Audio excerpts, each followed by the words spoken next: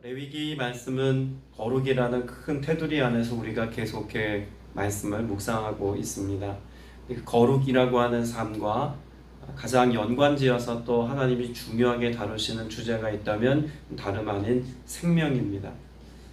하나님과의 관계 안에서 영적인 생명을 누리며 사는 것뿐만 아니라 우리가 살아가는 일상 속에서 우리는 어떻게 건강한 삶을, 또 생명력 넘치는 삶을 살아갈지에 관해서 성경은 말씀하고 있다는 이야기죠. 그래서 질병에 관한, 출산에 관한 여러 내용들까지 성경은 레위기 말씀을 통해서 강조하여 가르쳐 주고 있습니다. 그런 하나님께서 생명을 다루심에 있어서는 반드시 하나님의 설계도, 또 하나님이 창조하신 창조의 원칙과 원리를 따라서 그 모든 생명의 역사가 작용한다라고 하는 것을 우리 먼저 전제해야 합니다. 그래서 하나님께서 생명과 관련된 모든 것에 대한 하나님의 규례와 법도를 가르쳐 주고 계신 것이죠. 오늘 우리가 읽은 레위기 18장 말씀 안에는 특별히 성에 관한 말씀이 기록되어져 있습니다. 성에 대한 사회적 인식이 부정적이고 또 특별히 유교 국가인 우리나라에서는 더더욱 언급하기를 꺼려하는 경향이 있기에 마치 성경에서도 성에 관해서는 좋지 못한 이미지만 말씀하고 있는 것은 아닐까 오해하시는 분들이 종종 있습니다. 그러나 하나님이 처음 인간을 만드시고 부부 안에 연합할 수 있는 가장 아름다운 것으로 만드신 것이 성이라고 본다면 그 성은 인간에 의해서 크게 훼손되고 왜곡된 것뿐이지 애초에 하나님이 인간에게 주신 가장 큰 선물 중에 하나라는 것을 분명히 우리는 인식해야 합니다. 태초에 하나님께서 남자와 여자를 만드시고 그들에게 어떤 명령을 하셨을까요? 생육하고 번성하여 땅에 충만하라 라고 하는 말씀을 애초에 창세기 1장 27절 이하 말씀에서 말씀하고 있죠. 그리고 심지어 그렇게 하나님께서 생육하고 번성할 뿐만 아니라 그 번성함을 통해서 이 땅을 통치하고 다스리도록 하나님이 그들에게 명령하셨습니다. 오늘 우리가 읽은 레위기 18장도 하나님의 명령 안에서 주어진 맥락의 말씀이라는 것을 우리가 이해해야 합니다. 어제 보았던 말씀도 명령의 의미는 제가 어제 자세히 다루었기 때문에 더 언급할 필요는 없을 것 같고요. 1절 말씀을 다시 보시면 하나님께서 모세에게 말씀하시죠. 여호와께서 모세에게 말씀하여 이르시되, 레위기에서는 제의적인 부분에 있어서 아론과 그 아들들에게 모든 위임과 권한이 맡겨진 바 된 뒤로는 아론과 그 아들들에게 하나님이 말씀하십니다. 제의적인 부분에 있어선. 그런데 제의적인 것을 포함하여서 이스라엘 국가 공동체 안에 꼭 필요한 규범, 온 백성이 알아야 할, 모든 백성이 다 듣고 어린아이에서부터 연로한 어른들에 이르기까지 모두가 하나님 말씀 앞에서 들어야 될 중요한 말씀은 항상 모세에게 말씀하십니다. 그런 점에서 18장 1절에서 모세에게 말씀하신다라고 하는 것은 어떤 제의적인 내용 혹은 일부 윤리 도덕적인 이야기를 말씀하시려는 것이 아니라 이스라엘 국가 공동체 안에, 그 민족 공동체 안에 모두가 유념하고 모두가 지켜야 될 규범에 관해서 말씀하신다라고 하는 것을 가르쳐주고 있습니다. 그리고 2절에 하나님이 이렇게 말씀하시죠. 너는 이스라엘 자손에게 말하여 이르라. 나는 여호와 너희의 하나님이니라. 여러분, 이 2절의 말씀이 사실 좀 궁금해져야 합니다. 왜냐하면 무수히 많은 하나님의 율법과 규례를 말씀하시면서 하나님께서 나는 여호와 너희의 하나님이다 라고 말씀하신 구절이 많지 않기 때문에 그렇습니다. 하나님이 왜 자신을 지금 그렇게 야훼, 여호와라고 다시 강조하여서 말씀하고 있을까요? 뒤에 이어질 내용들이 그만큼 매우 중요한 의미다라고 하는 것을 시사하고 있는 대목이기도 합니다. 자, 그러면 야훼 하나님이다라고 밝히고 있는 의도 안에는 어떤 의도가 있을까요? 첫째는 하나님이 창조주시다라고 하는 사실을 말씀해 주고 있는 내용입니다. 하나님이 창조주시다. 야훼라는 이름의 뜻이 어떤 뜻이죠? 나는 스스로 있는 자니라 라고 하는 말씀입니다. I am who I am. 하나님은 모든 생명과 모든 질서의 시작입니다. 모든 존재의 근원이시고 모든 창조의 기원이시며 온 땅의 모든 존재하는 우리가 보는 것, 볼 수 없는 것들의 생명에 관한 모든 것들이 하나님으로부터 시작되었다라고 하는 사실을 이 여호와니라 라고 하는 말씀을 통해서 가르쳐 주고 있는 것이죠. 그래서 생명의 시작과 설계도가 하나님께 있다. 이걸 먼저 전제하는 것이고요. 두 번째는 구원에 관한 메시지를 말씀할 때 야훼라고 하는 고백을 하나님이 백성들에게 선포하십니다. 하나님께서 이스라엘 백성들을 출애굽하게 하셨을 때 그 출애굽을 행하신 하나님을 어떻게 소개합니까? 나는 여호와 너희의 하나님이다. 그러니까 이스라엘 백성들로 하여금 지금 어떤 삶을 살게 하기를 원하시는지를 이 한 구절을 통해서 말씀하고 있는 겁니다. 구원, 곧 출애굽하게 하셨다면 누구와 다르게 살아야 한다는 겁니까? 애굽 땅에서 애굽 백성들처럼 살 거라면 하나님이 애초에 그들을 그 땅에서 불러내실 필요가 없었겠죠. 애굽 백성들과 다르게 살게 하시려고 출애굽하게 하셨다라고 하는 것을 말씀하시기 위해서 나는 너희의 여호와다 라고 말씀합니다. 그런 맥락에서 3절 말씀을 보면 하나님의 의도가 그래서 앞에 있는 2절과 3절이 연결된다는 것을 알 수가 있죠. 너희는 너희가 거주하던 애굽 땅의 풍속을 따르지 말며 내가 너희를 인도할 가나안 땅의 풍속과 규례도 행하지 말고. 애굽 땅에서 불러낸 구원자 하나님은 애굽의 백성들과 같이 살지 말라고 말씀합니다. 그런데 문제는 앞으로 들어가 살게 될 가나안 땅도 어디를 닮았다는 걸까요? 애굽을 닮았다는 겁니다. 그러니까 애굽 백성들처럼 가나안 사람들처럼 살지 말라. 이 말을 요약하면 다르게 살라는 이야기입니다. 그 다름은 어떤 방식을 따라 다르게 살아야 한다는 걸까요? 하나님이 창조의 원리를 따라서, 하나님의 애초에 인간을 만드셨을 때의 그 원칙을 따라서, 또 하나님이 레위기 말씀을 통해서 말씀해 주시는 하나님의 규례와 규범을 따라서 세상과 다르게 살아야 한다는 것입니다. 하나님 백성의 본질이라는 거죠. 여러분, 이것은 오늘을 사는 우리에게도 똑같이 적용되어져야만 합니다. 그리스도인 하나님이 지명하여 부르셨습니다. 구원하셨습니다. 그래서 하나님 백성 되게 하셨습니다. 이게 나는 너희의 하나님 여호와 하나님이다라고 말씀하시고 또 그 말씀을 받고 있는 백성들과 하나님과의 관계를 설명하는 중요한 키워드라면 우리가 그리스도인이다 라고 하는 자기 정체성을 가지고 살아가는 것도 역시 다르게 살라라고 말씀하시는 이 하나님의 말씀 앞에 반영되어야 될 삶의 모습이라는 겁니다. 자, 그럼 스스로에게 질문해야겠죠? 여러분 다르게 사십니까? 다르게 살아야 합니다. 하나님이 우리에게 준 뜻이고 하나님이 우리에게 말씀하신 명령입니다. 그 명령이 우리를 부담 주고 우리를 어렵게 하기 위해서 주신 명령이 아니라 우리에게 생명을 주시고 우리로 하나님의 창조 질서 안에서 인간답게 살아가게 하시기 위한 하나님의 방편이라는 거죠. 결국 하나님의 말씀을 따라 살아가지 않은 인간은 인간다움을 저버립니다. 우리가 지금 애국과 혹은 가나안 땅에 살고 있는 그들의 풍속과 다르게 살아야 한다라고 말씀하시면서 반드시 지켜야 한다라고 말씀하죠. 그런데 우리가 한 가지 주목해 볼 것은요, 3절 제일 끝에 보면 행하지 말고라고 말씀합니다. 네, 하지 말아라 라고 하는 이 부정의 이 말씀은요, 히브리어에 두 가지가 있어요. 하지 말아라. 저는 일시적으로 하지 말아라.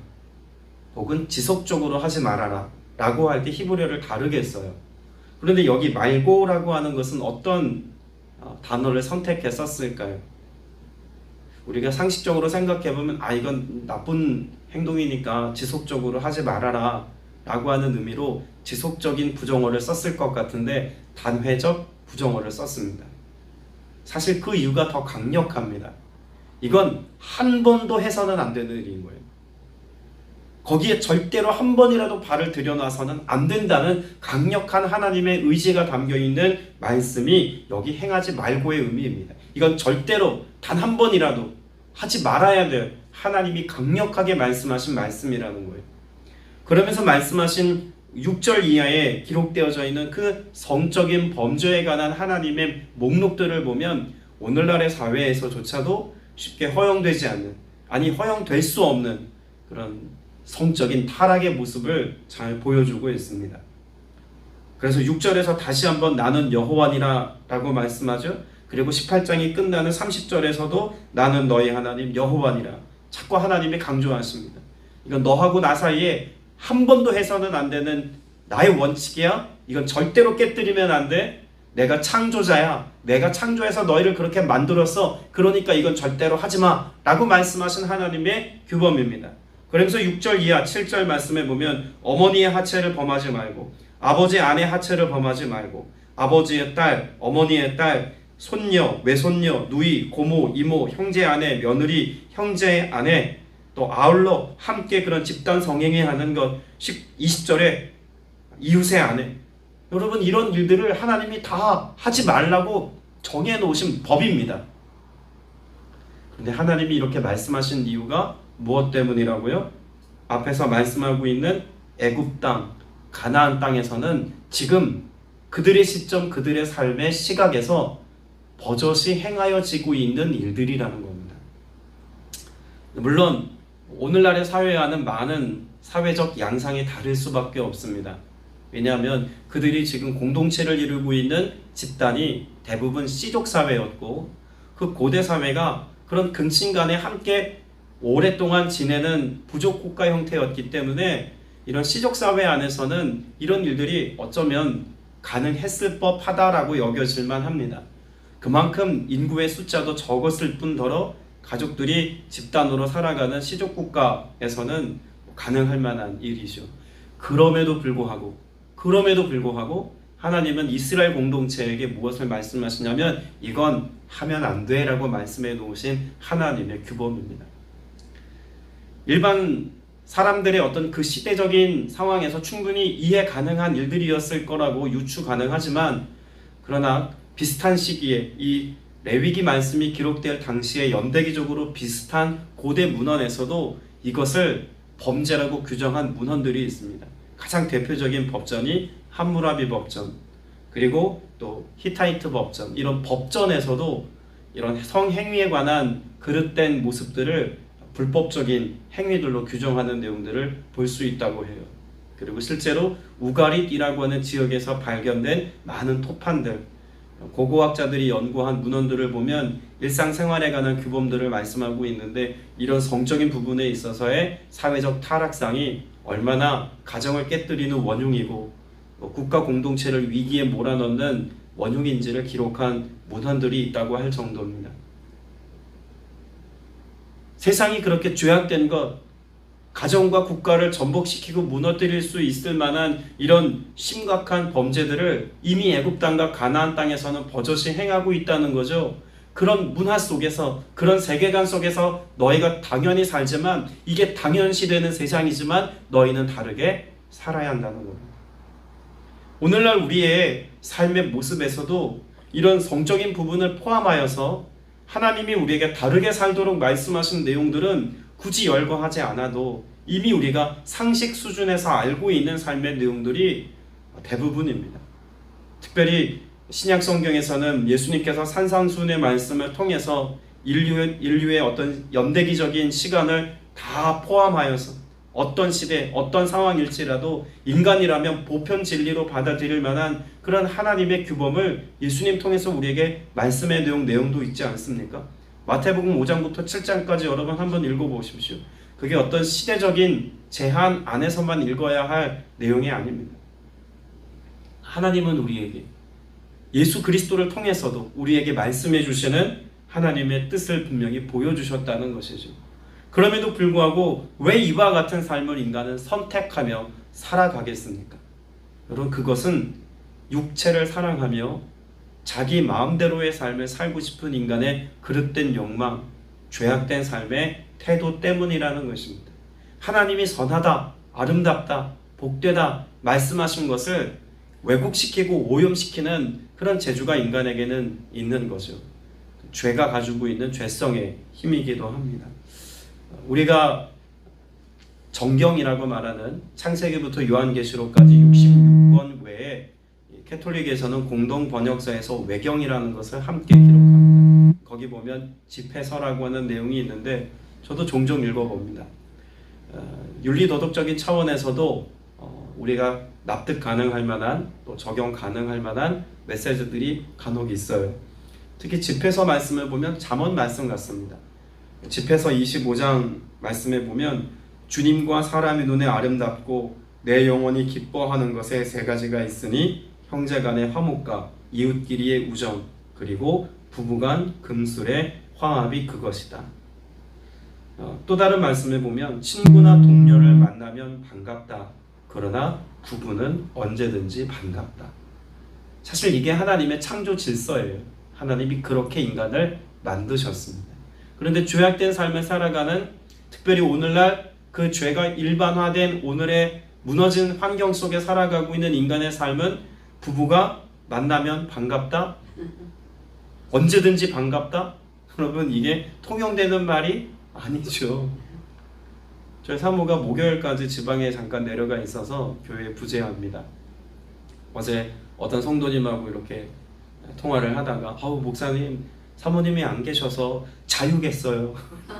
해방이겠어요. 그러더라고요. 그래서 제가 뭐라고 이야기를 했길래 죄송한데 전 지금 사모가 없어서 애들 저녁 밥 짓고 있고요. 설거지도 해야 되고 빨래도 산더미고 할 게 많습니다. 사모가 없는 게 어떻게 더 자유입니까? 할 몫이 더 늘어난 거죠. 그랬더니 역시 목사님 다르네요. 다름이 아니라 그게 원래 그렇게 우리가 감당하고 살아야 될 삶의 모습 아닙니까? 그렇게 함께 부족함을 채워가 한 몸을 이루는 것이 하나님이 우리를 만드신 하나님의 설계도라는 거예요. 마가복음 10장 6절 말씀에 보면 창조시로부터 저희를 남자와 여자로 만드셨으니 이러므로 사람이 그 부모를 떠나서 그 둘이 한 몸이 될지니라. 이러한즉 이제 둘이 아니요 한 몸이니 그러므로 하나님이 짝지어 주신 것을 사람이 나누지 못할지니라 라고 말씀합니다. 한 몸이 되어 사는 것, 여러분 이것은 하나님의 창조 질서고 하나님이 이 땅을 경영하시는 하나님의 경영 방식이라는 거예요. 에베소서 5장 말씀에서도 말씀합니다. 그러므로 사람이 부모를 떠나 그와 그의 아내와 합하여 그 둘이 한 육체가 될지니 라고 말합니다.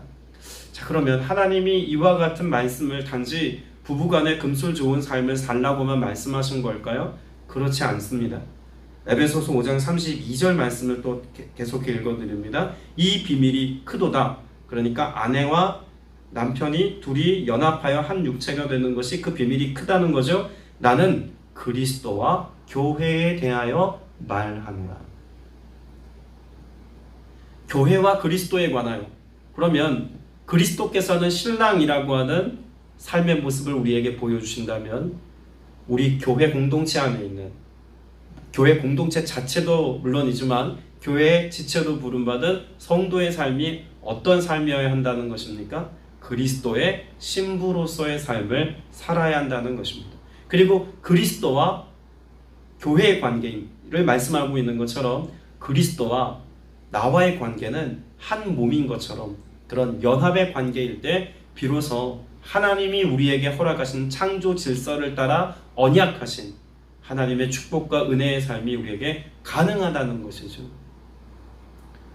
흔히 히브리어의 야다, 알다라고 하는 단어는 부부간의 친밀한 관계를 설명할 때 쓰여지는 단어입니다. 그런데 이 단어가 부부간에 쓰여지는 야다라고 하는 알다의 단어가 꼭 한 군데만 더 적용됩니다. 하나님과 인간의 삶에 하나님을 아는 것, 여러분 이것을 설명할 때 야다라는 표현을 씁니다. 그러니까 이미 고대 성경을 기록한 그런 당시로부터 인간을 향한 하나님의 사랑, 또 하나님을 향한 인간의 사랑은 그와 같이 친밀함이어야 하고 모든 것을 함께하는 연합의 의미 안에서 우리 신앙을 이야기해야 한다는 것입니다.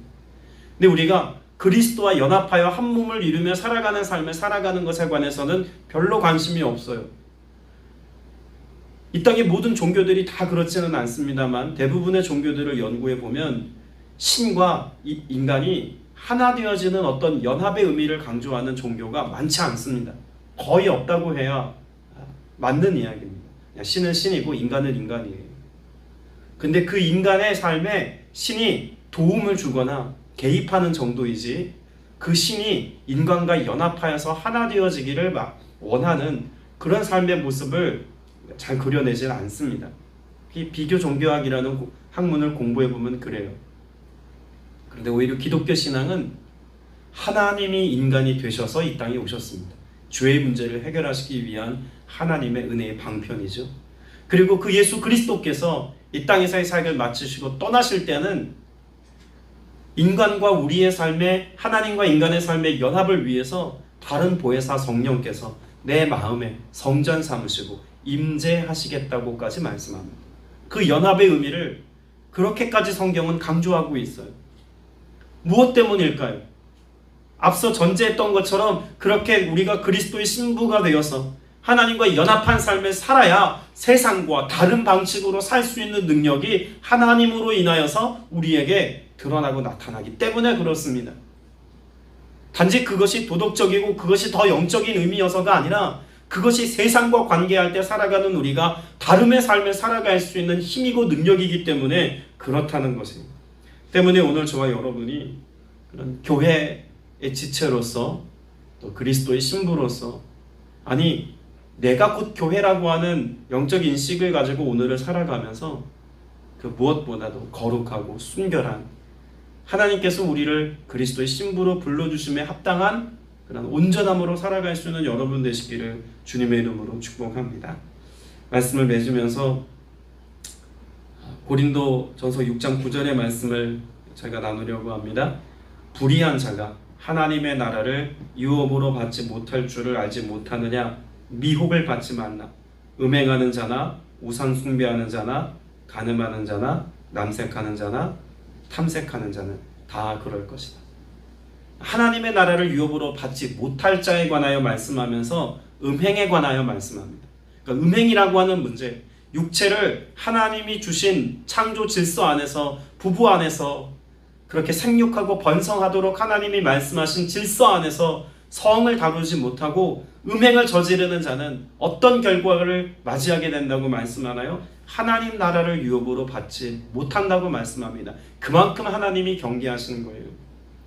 여러분, 이것은 우리 다음 세대들에게 우리 할머니들이 또 우리 어머니들이 가르쳐야 될 가장 중요한 교육의 한 부분임을 기억하십시오.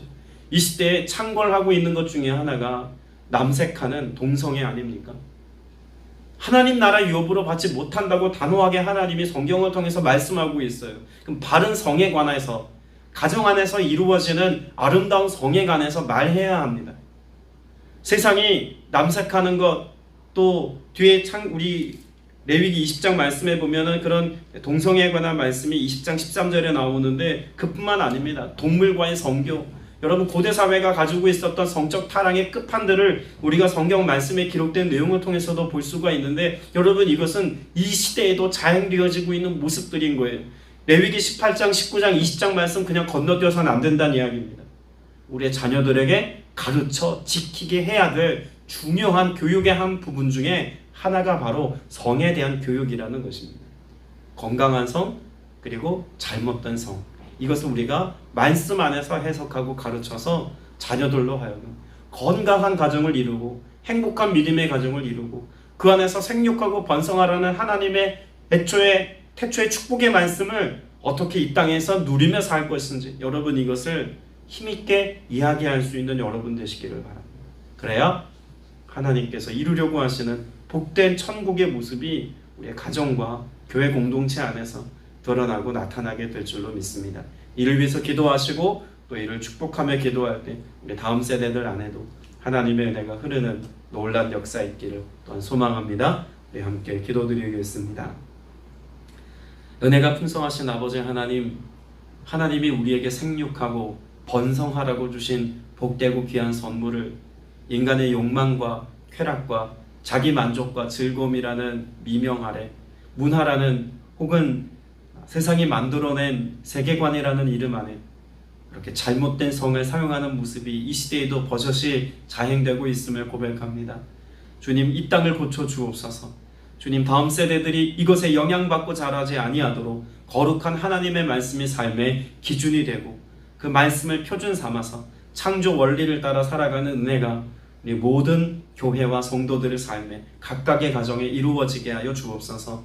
주의 도우심을 구하며 믿음의 고백을 가지고 간절히 기도합니다. 주님, 회복의 역사가 일어나게 하여 주시옵시며 오염되고 죄악된 것으로 관영한 세상의 모든 문화와 세상의 가치가 주의 말씀으로 회복되는 그때까지 우리가 복음을 가르쳐 지키게 하고 하나님의 말씀 성경적 세계관을 세상에 알게 하는 일에 성실할 수 있도록 성령이 우리를 거룩한 도구 되게 하시며 교회를 사용하여 주옵소서. 주께서 이 놀라운 일들을 이루시기까지 함께 하실 것을 믿사오며 예수 그리스도 이름으로 기도드렸사옵나이다. 아멘.